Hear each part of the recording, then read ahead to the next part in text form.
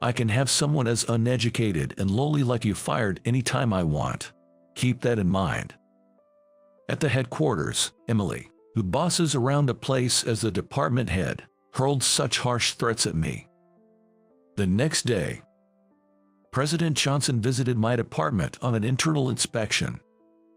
First and foremost, Emily greeted President Johnson with an almost servile eagerness. I felt like throwing up at the sight of Emily's flirty demeanor, so different from the tyrannical and arrogant face she shows to us subordinates. But then, the next moment, President Johnson spotted me and walked over to say something. The words he greeted me with and then the words that continued were utterly unexpected. Emily's eyes widened in shock and her face turned deathly pale in an instant. I am Michael Sanders. At 28, I'm still quite a novice. This is a lesson I've learned through the experiences of my youth, which I'd like to share with you. I was born as an only child. My father ran his own company, and my mother was raised like a princess. In my early years, we were fairly well off. My father was too busy with his business to play with me, but I remember him being very affectionate when he was around. My mother, a full-time homemaker, was gentle and kind, and I was raised in a calm and peaceful atmosphere. In my faint childhood memories, we had a maid. The maid and my mother often took me to the local zoo or amusement park. These peaceful and elegant days continued until I started kindergarten. But one day during my kindergarten years, the company car carrying my father was involved in a head-on collision with a large truck. The driver died instantly, and my father, who was rushed to the hospital in critical condition, was barely hanging on to life. After the emergency treatment, my father somehow managed to cling to life, but remained in a critical condition, teetering on the edge between life and death for a long time. Over a month passed before his condition finally stabilized. However, he ended up almost completely bedridden and paralyzed on one side of his body. Inevitably, my father could no longer work and was forced into retirement. My father had built his company from scratch and was expanding it rapidly, so the regrets he must have felt at that moment are beyond comprehension. From then on, my father took on a tedious rehabilitation process, trying to improve his condition as much as possible. At home, my father needed assistance from my mother and hired helpers for everything, which must have been hard for him, but he never complained or showed weakness. Our family's lifestyle was now sustained by my father's savings and some assets. My mother, raised as a princess and physically frail, couldn't work outside while taking care of my father, so we had to manage with what we had. Don't worry, we have enough savings and assets to keep us going for a while. Don't worry about money. My father reassured us, struggling to articulate his words. In this situation, I started elementary school and eventually became a middle schooler. Being fast on my feet, I excelled as a sprinter on the track team in middle school. With grades in the top 10 of my class, I went on to a public high school with the highest academic standards in our district. However, I had given up on the idea of going to college by the time I was in my first year of high school. I knew our family's finances, which had been maintained by depleting savings and assets since my elementary school days, were becoming strained. While we had enough for our daily lives, my father's medical expenses took a significant toll each year, and we needed to prioritize those funds. I didn't want to burden my family further by going to college, so I told them, I don't want to go to college, I'm tired of studying, even though it was a lie. I knew that if I didn't say something like that, my parents would feel guilty for not being able to send their son to college. As a high school student, I didn't join any clubs. Instead, I worked part-time jobs to earn my allowance and cover school expenses. I wanted to lessen the burden on my family's finances. By my senior year, while everyone else in my honors class was preparing for college entrance exams, I was the only one starting to job search. Since going to college was the norm for everyone, my teachers weren't very helpful with my job hunt, They did write the recommendation letters I asked for, but for the most part I had to manage all the inquiries and arrangements with companies on my own. As a result, I received a job offer from a branch of a certain company I had hoped to join for specific reasons. Upon graduating from high school, I began working at this company as a member of the workforce. The company, though a branch of a certain corporation, was essentially treated like a subsidiary, positioned at the bottom of the group's hierarchy. During the job hunt, I had wanted to apply to the headquarters, but since the requirements stated educational background, college degree or higher, the only position available to me was at this branch. However, the branch where I was hired had good interpersonal relationships, and there was no enforced overtime work or other negative aspects, so I quickly grew to like my workplace. My job initially focused on route sales, but as I gained experience in my second and third years, I had more freedom to develop original products and explore new sales channels. As I continued to work, I found my job increasingly enjoyable and felt motivated. However, as I entered my fourth year at the company, an element began to disrupt a good atmosphere. An employee from the headquarters started to come to our branch for inspection, acting like an auditor. Although the inspection itself wasn't a bad thing, the attitude of this employee from the headquarters was horrendous, to say the least. This employee, Emily, came to our branch regularly for inspections. She was in her mid to late 20s, a few years older than me. Emily was tall, with a model-like figure, stunningly beautiful, and an elite graduate from a top university. Originally working for a foreign consulting firm right after graduating from college, Emily was headhunted to work at our headquarters, known for her sharp and capable work ethic. Despite her actress-level beauty, Emily had a cold, strong-willed personality with an incredibly high pride. It's like God has made winners like me, blessed with both brains and beauty, and losers like you who don't have anything, Emily often said. Emily had a strong sense of superiority as an elite and habitually looked down on employees of our branch, which she considered the bottom of the group, as if we were mere insects. Especially after learning that I only had a high school diploma, she openly mocked me. "So, Michael, you're just a lowly high school graduate. I saw your resume. You went to a fairly decent public high school with a high deviation score. You must have been a real failure there." She ridiculed me mercilessly.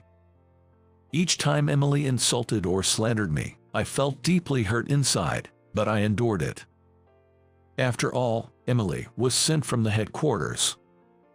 If I reacted to Emily's provocations and responded angrily, it could lead to repercussions for our company as a subsidiary. Knowing this, we employees had no choice but to endure Emily's mean-spirited harassment. Then, one day, I was headed to work early in the morning, and on my way to the station, I encountered something unexpected. An elderly woman had collapsed on the side of the road. Perhaps due to the morning rush or general apathy, no one stopped to help the fallen elderly woman. I immediately rushed to her side and asked, "Are you okay? What happened?" The elderly woman had been lying on the ground in pain with her eyes closed, and she opened her eyes in response to my voice and weakly replied, "Oh, I suddenly felt dizzy and must have passed out on the street." After helping the elderly woman to her feet, she managed to stand up. Still concerned, I asked the elderly woman, "Would you like to go to the hospital?" Then she said, "No, let me contact my family first." So I used her phone to call her family and explained the situation. While waiting with the elderly woman, a taxi arrived carrying a middle-aged woman claiming to be her family member. I was relieved and handed the elderly woman over to her family. Checking the time, I realized I was significantly late. Totally late. I contacted my company to explain the situation and let them know I would be late, then headed back to the station. Upon arriving at work about 2 hours late, I was met by Emily, who had come from the headquarters. "Hey, Mr. Low-educated and good-for-nothing guy. What time do you think it is? If you're going to be useless, at least be punctual. Trash will always be trash." Emily scolded me without even asking for an explanation. After that, Emily continued to torment me with her nasty remarks, but I gritted my teeth and endured it. I just have to endure. This woman is trying to provoke me on purpose to bring down this department. I thought to myself, continuing my work patiently. That afternoon, while still bearing the brunt of my hardships, I received a phone call from an unexpected person. It was a call I could never have anticipated. Months passed, and a new fiscal year began. I was transferred from the branch I had worked at since joining the company. I had been reassigned to work at the headquarters. As I made my rounds greeting people in the department I was assigned to at the headquarters, I happened to witness a scene. Emily was scolding her subordinates with an arrogant attitude. Emily's title was the office manager of this office floor, which included the department I was assigned to.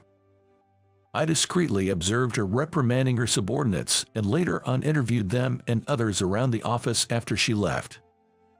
It turned out that Emily was notorious at the headquarters for her arrogant attitude towards her subordinates and her relentless pursuit of even the smallest mistakes, resulting in a very poor reputation. Most of her subordinates were stressed and harbored discontent. I returned to my assigned department and was working when Emily, who had business with the section chief, came in and spotted me. "Why is a useless employee from a bottom-tier branch here at the headquarters?"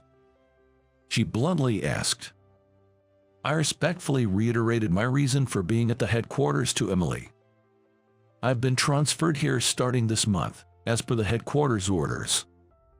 Emily reacted with exaggerated disbelief, saying, "You're just a high school graduate, right? You're supposed to have a college degree to work at the headquarters. How did someone like you get transferred here? Unbelievable," and reluctantly accepted the fact. However, things got worse from there.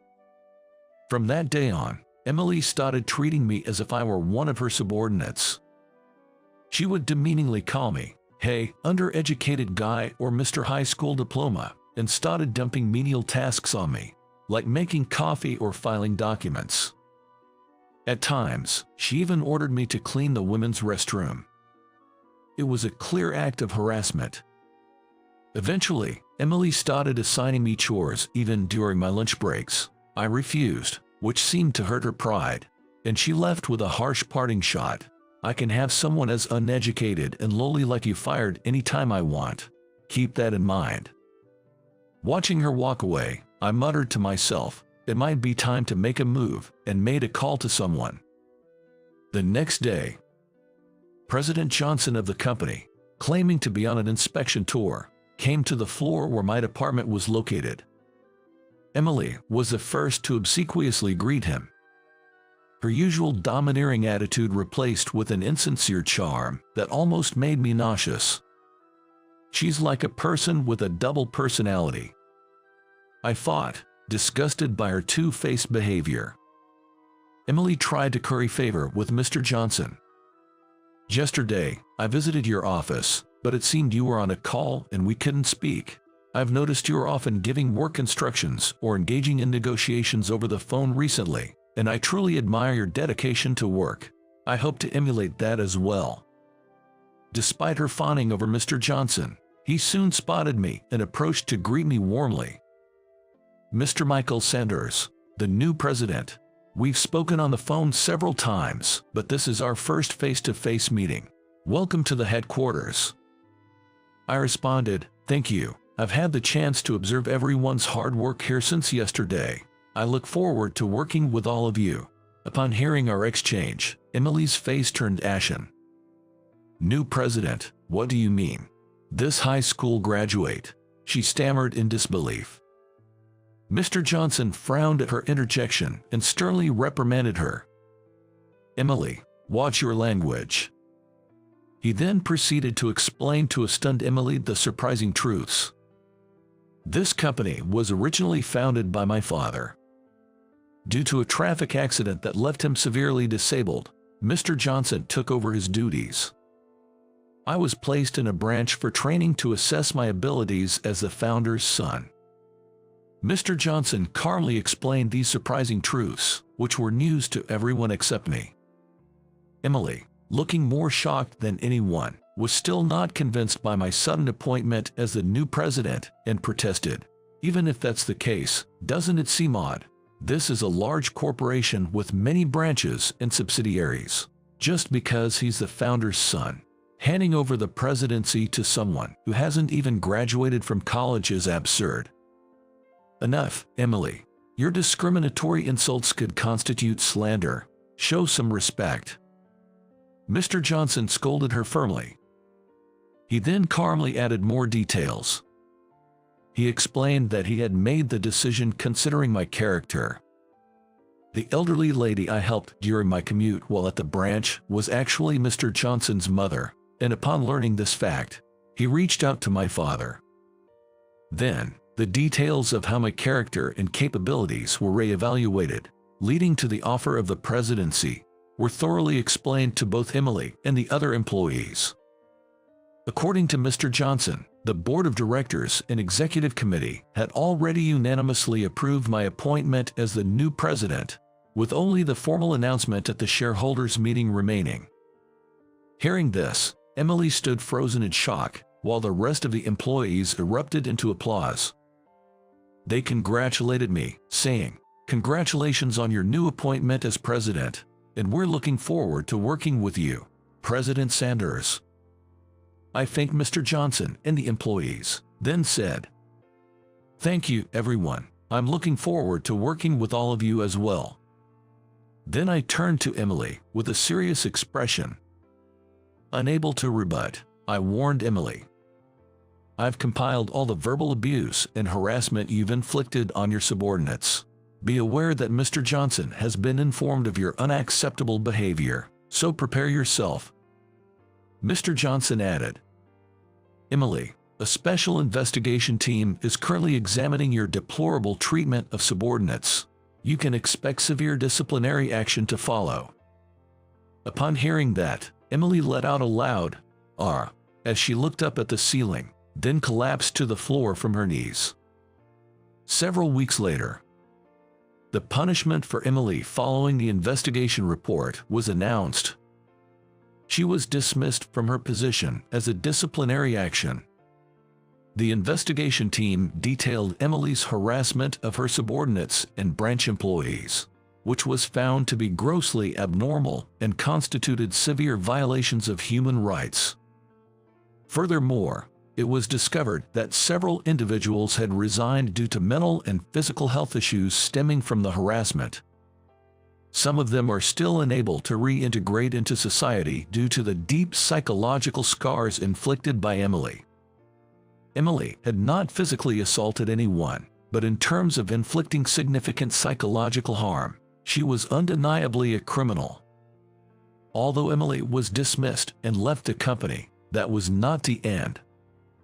Victims of her cruel harassment, who had been forced to resign, filed lawsuits against Emily personally, demanding compensation for their suffering. As one person took legal action, other victims who had previously suffered in silence began to speak out, leading to multiple lawsuits against Emily and dragging her into a quagmire. This news eventually became a rumor and reached Emily's parents. They denounced her as a disgrace to the family and ultimately disowned her. Dismissed and with no income, Emily quickly depleted her savings and assets from her days as an elite employee and fell into debt due to legal and compensation expenses. Although she attempted to find employment, her reputation, tarnished by the lawsuits related to her malicious harassment, preceded her, and she was rejected from elite positions. While there were some opportunities for lower-level positions or in small companies, her unyielding elite mentality and excessive pride led to repeated rejections during interviews. Once living in a luxurious high-rise condo, Emily was eventually forced to move to a cheap, run-down apartment. Now, she lives in fear of debt collectors' knocks and threats, confined to her dilapidated apartment. Hearing this through the grapevine, I realized the truth of karma. Emily's current situation is dire, but I can't find it in me to feel sorry for her. After all, she inflicted far greater pain, humiliation, and bitterness on many vulnerable people. For the rest of her life, the only path left for her is to deeply reflect and live with the consequences of her actions. Each time I reflect on Emily's downfall, I use it as a moment to introspect and evaluate myself. Am I being harsh to anyone? Am I using words or actions that could hurt someone? Am I doing anything that could demotivate our employees? These questions serve as my motivation to always check that the environment at our organization allows everyone to work comfortably. Taking Emily's actions as a cautionary tale, I continue to strive for improvements in our company's environment, guided by the principle, one must not judge others based on their background, education, or personal likes and dislikes.